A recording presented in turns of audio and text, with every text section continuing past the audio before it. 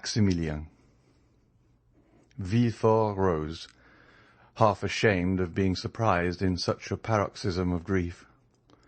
The terrible office he had held for 25 years had succeeded in making him more or less than man. His glance, at first wandering, fixed itself upon Morrel. "Who are you, sir?" he asked. "That forget that this is not the manner to enter a house stricken with death. Go, sir, go!" But Morrel remained motionless. He could not detach his eyes from that disordered bed and the pale corpse of the young girl who was lying on it. "Go! Do you hear?" said Villefort, while d'Avrigny advanced to lead Morrel out. Maximilien stared for a moment at the corpse, gazed all round the room, then upon the two men. He opened his mouth to speak, but finding it impossible to give utterance to the innumerable ideas that occupied his brain, he went out, thrusting his hands through his hair in such a manner that Villefort and d'Avrigny, for a moment diverted from the engrossing topic, exchanged glances which seemed to say, "He is mad." But in less than 5 minutes the staircase groaned beneath an extraordinary weight. Morrel was seen carrying, with superhuman strength, the armchair containing Noirtier upstairs. When he reached the landing, he placed the armchair on the floor and rapidly rolled it into Valentine's room. This could only have been accomplished by means of unnatural strength supplied by powerful excitement. But the most fearful spectacle was Noirtier being pushed towards the bed, his face expressing all his meaning, and his eyes supplying the want of every other faculty. That pale face and flaming glance appeared to Villefort like a frightful apparition. Each time he had been brought into contact with his father, something terrible had happened. "See what they have done!"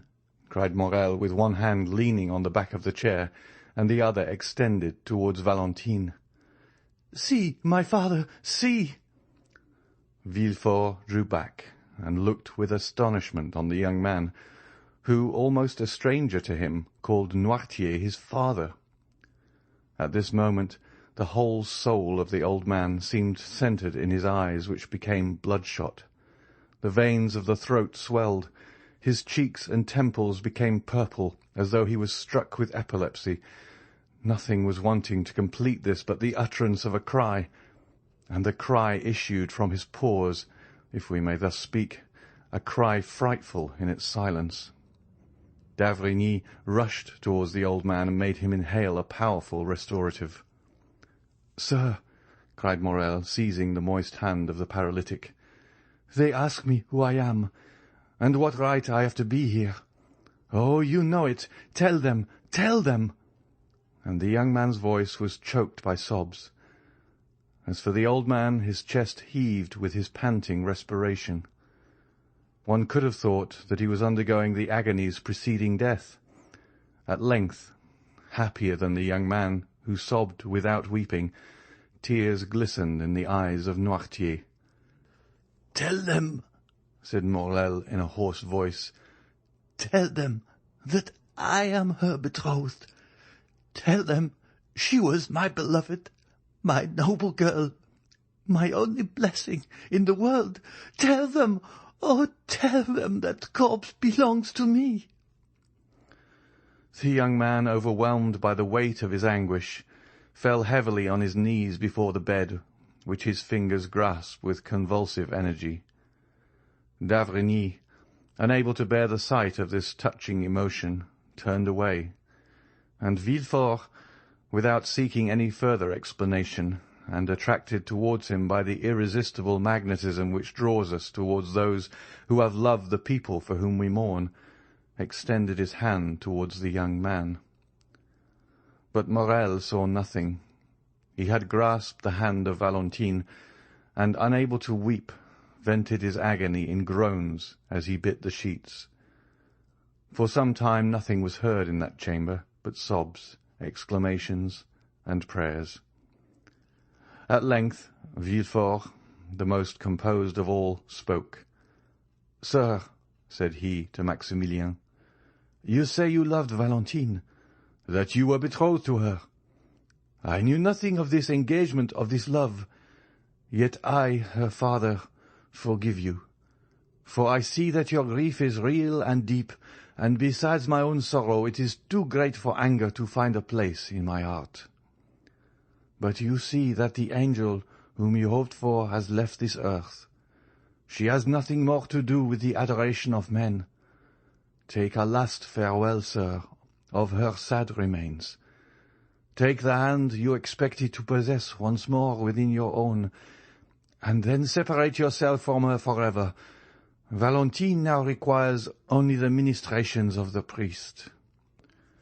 "You are mistaken, sir," exclaimed Morrel, raising himself on one knee, his heart pierced by a more acute pang than any he had yet felt. "You are mistaken. Valentine, dying as she has, not only requires a priest, but an avenger. You, Monsieur de Villefort, sent for the priest. I will be the avenger." "What do you mean, sir?" asked Villefort, trembling at the new idea inspired by the delirium of Morrel. "I tell you, sir, that two persons exist in you. The father has mourned sufficiently. Now let the procureur fulfill his office." The eyes of Noirtier glistened, and d'Avrigny approached. "Gentlemen," said Morrel, reading all that passed through the minds of the witnesses to the scene, "I know what I am saying, and you know as well as I do what I am about to say. Valentine has been assassinated." Villefort hung his head. D'Avrigny approached nearer, and Noirtier said yes with his eyes. "Now, sir," continued Morrel, "in these days no one can disappear by violent means without some inquiries being made as to the cause of her disappearance. Even were she not a young, beautiful and adorable creature like Valentine, Monsieur Procureur," said Morrel with increasing vehemence, "no mercy is allowed. I denounce the crime. It is your place to seek the assassin." The young man's implacable eyes interrogated Villefort, who, on his side, glanced from Noirtier to d'Avrigny, but instead of finding sympathy in the eyes of the doctor and his father, he only saw an expression as inflexible as that of Maximilien. "Yes," indicated the old man. "Assuredly," said d'Avrigny. "Sir," said Villefort, striving to struggle against this triple force and his own emotion, "sir, you are deceived. No one commits crimes here. I am stricken by fate. It is horrible indeed, but no one assassinates." The eyes of Noirtier lighted up with rage, and d'Avrigny prepared to speak. Morrel, however, extended his arm and commanded silence. "And I say that murders are committed here," said Morrel, whose voice, though lower in tone, lost none of its terrible distinctness. "I tell you that this is the fourth victim within the last 4 months. I tell you Valentine's life was attempted by poison 4 days ago, though she escaped, owing to the precautions of Monsieur Noirtier. I tell you that the dose has been doubled, the poison changed, and that this time it has succeeded. I tell you that you know these things as well as I do, since this gentleman has forewarned you, both as doctor and as a friend." "Oh, you rave, sir!" exclaimed Villefort, in vain endeavouring to escape the net in which he was taken. "I rave?" said Morrel. "Well, then, I appeal to Monsieur d'Avrigny himself. Ask him, sir, if he recollects the words he uttered in the garden of this house on the night of Madame de Saint-Méran's death. You thought yourselves alone, and talked about that tragical death, and the fatality you mentioned then is the same which has caused the murder of Valentine." Villefort and d'Avrigny exchanged looks. "Yes, yes," continued Morrel. "Recall the scene. for the words you thought were only given to silence and solitude fell into my ears. Certainly, after witnessing the culpable indolence manifested by Monsieur de Villefort towards his own relations, I ought to have denounced him to the authorities. Then I should not have been an accomplice to thy death, as I now am.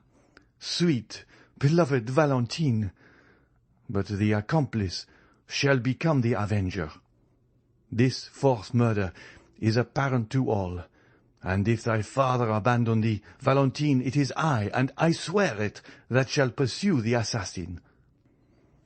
And this time, as though nature had at least taken compassion on the vigorous frame, nearly bursting with its own strength, the words of Morrel were stifled in his throat. His breast heaved. The tears, so long rebellious, gushed from his eyes, and he threw himself weeping on his knees by the side of the bed. Then d'Avrigny spoke. "And I too," he exclaimed in a low voice. "I unite with Monsieur Morrel in demanding justice for crime.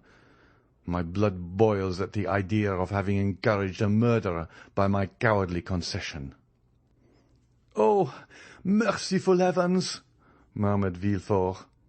Morrel raised his head, and reading the eyes of the old man, which gleamed with unnatural lustre, "Stay," he said. "Monsieur Noirtier wishes to speak." "Yes," indicated Noirtier with an expression the more terrible from all his faculties being centred in his glance. "Do you know the assassin?" asked Morrel. "Yes," replied Noirtier. "And will you direct us?" exclaimed the young man. "Listen, Monsieur d'Avrigny, listen!" Noirtier looked upon Morrel with one of those melancholy smiles which had so often made Valentine happy, and thus fixed his attention. Then, having riveted the eyes of his interlocutor on his own, he glanced towards the door. "Do you wish me to leave?" said Morrel sadly. "Yes," replied Noirtier. "Alas, alas, sir, have pity on me." The old man's eyes remained fixed on the door. "May I at least return?" asked Morrel. "Yes." "Must I leave alone?" "No." "Whom am I to take with me? The procureur?" "No." "The doctor?" "Yes." "You wish to remain alone with Monsieur de Villefort?" "Yes." "But can he understand you?" "Yes." "Oh," said Villefort, inexpressibly delighted to think that the inquiries were to be made by him alone. "Oh, be satisfied. I can understand my father."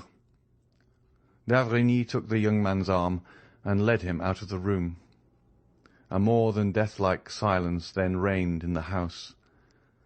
At the end of a quarter of an hour, a faltering footstep was heard, and Villefort appeared at the door of the apartment where d'Avrigny and Morrel had been staying, one absorbed in meditation, the other in grief. "You can come," he said, and led them back to Noirtier. Morrel looked attentively on Villefort. His face was livid, large drops rolled down his face, and in his fingers he held the fragments of a quill pen which he had torn to atoms. "Gentlemen," he said in a hoarse voice, "give me your word of honour that this horrible secret shall forever remain buried amongst ourselves." The two men drew back. "I entreat you," continued Villefort. "But," said Morrel, "the culprit, the murderer, the assassin—" "Do not alarm yourself, sir. Justice will be done," said Villefort. "My father has revealed the culprit's name. My father thirsts for revenge as much as you do, yet even he conjures you as I do to keep this secret. Do you not, father?" "Yes," resolutely replied Noirtier. Morrel suffered an exclamation of horror and surprise to escape him. "Oh, sir," said Villefort, arresting Maximilien by the arm. "If my father, the inflexible man, makes this request, it is because he knows, be assured, that Valentine will be terribly revenged. Is it not so, father?" The old man made a sign in the affirmative. Villefort continued. "He knows me, and I have pledged my word to him.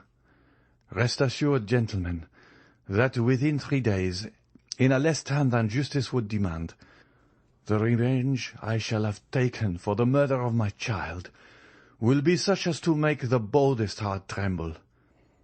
And as he spoke these words, he ground his teeth and grasped the old man's senseless hand. "Will this promise be fulfilled, Monsieur Noirtier?" asked Morrel, while d'Avrigny looked inquiringly. "Yes," replied Noirtier with an expression of sinister joy. "Swear, then," said Villefort, joining the hands of Morrel and d'Avrigny. "Swear that you will spare the honour of my house, and leave me to avenge my child." D'Avrigny turned round and uttered a very feeble "Yes." But Morrel, disengaging his hand, rushed to the bed, and after having pressed the cold lips of Valentine with his own, hurriedly left, uttering a long, deep groan of despair and anguish. We have before stated that all the servants had fled. Monsieur de Villefort was therefore obliged to request Monsieur d'Avrigny to superintend all the arrangements consequent upon a death in a large city, more especially a death under such suspicious circumstances. It was something terrible to witness the silent agony, the mute despair of Noirtier, whose tears silently rolled down his cheeks. Villefort retired to his study, and d'Avrigny left to summon the doctor of the mayoralty, whose office it is to examine bodies after decease, and who is expressly named the Doctor of the Dead. Monsieur Noirtier could not be persuaded to quit his grandchild. At the end of a quarter of an hour, Monsieur d'Avrigny returned with his associate. They found the outer gate closed, and not a servant remaining in the house. Villefort himself was obliged to open to them, but he stopped on the landing. He had not the courage to again visit the death chamber. The 2 doctors therefore entered the room alone. Noirtier was near the bed, pale, motionless, and silent as the corpse. The district doctor approached with the indifference of a man accustomed to spend half his time amongst the dead.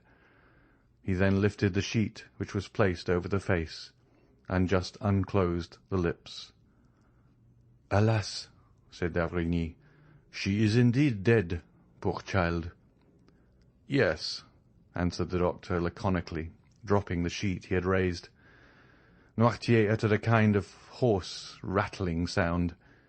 The old man's eyes sparkled, and the good doctor understood that he wished to behold his child. He therefore approached the bed, and while his companion was dipping the fingers with which he had touched the lips of the corpse in chloride of lime, he uncovered the calm and pale face, which looked like that of a sleeping angel. A tear, which appeared in the old man's eye, expressed his thanks to the doctor. The doctor of the dead then laid his permit on the corner of the table, and, having fulfilled his duty, was conducted out by d'Avrigny. Villefort met them at the door of his study. Having in a few words thanked the district doctor, he turned to d'Avrigny and said, "And now the priest." "Is there any particular priest you wish to pray with Valentine?" asked d'Avrigny. "No," said Villefort. "Fetch the nearest." "The nearest," said the district doctor, "is a good Italian abbé, who lives next door to you. Shall I call on him as I pass?" "d'Avrigny," said Villefort, "be so kind, I beseech you, as to accompany this gentleman. Here is the key of the door, so that you can go in and out as you please. You will bring the priest with you, and will oblige me by introducing him into my child's room. Do you wish to see him?" I only wished to be alone. You will excuse me, will you not? A priest can understand a father's grief. And Monsieur de Villefort, giving the key to d'Avrigny, again bade farewell to the strange doctor and retired to his study, where he began to work. For some temperaments, work is a remedy for all afflictions.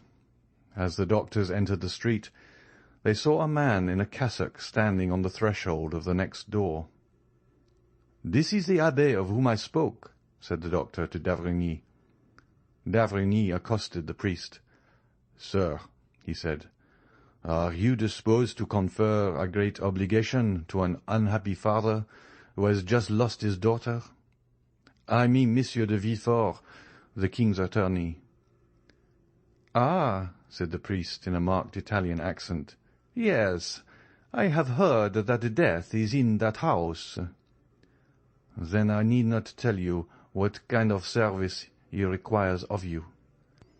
"I was about to offer myself, sir," said the priest. "It is our mission to forestall our duties." "It is a young girl." "I know it, sir. The servants who fled from the house informed me. I also know that her name is Valentine, and I have already prayed for her." "Thank you, sir," said d'Avrigny. "Since you have commenced your sacred office, deign to continue it. Come and watch by the dead, and all the wretched family will be grateful to you." "I am going, sir, and I do not hesitate to say that no prayers will be more fervent than mine." D'Avrigny took the priest's hand, and without meeting Villefort, who was engaged in his study, they reached Valentine's room, which on the following night was to be occupied by the undertakers. On entering the room, Noirtier's eyes met those of the abbé, and no doubt he read some particular expression in them, for he remained in the room. D'Avrigny recommended the attention of the priest to the living as well as to the dead, and the abbé promised to devote his prayers to Valentine and his attentions to Noirtier. In order, doubtless, that he might not be disturbed while fulfilling his sacred mission, the priest rose as soon as d'Avrigny departed, and not only bolted the door through which the doctor had just left, but also that leading to Madame de Villefort's room. End of chapter 103.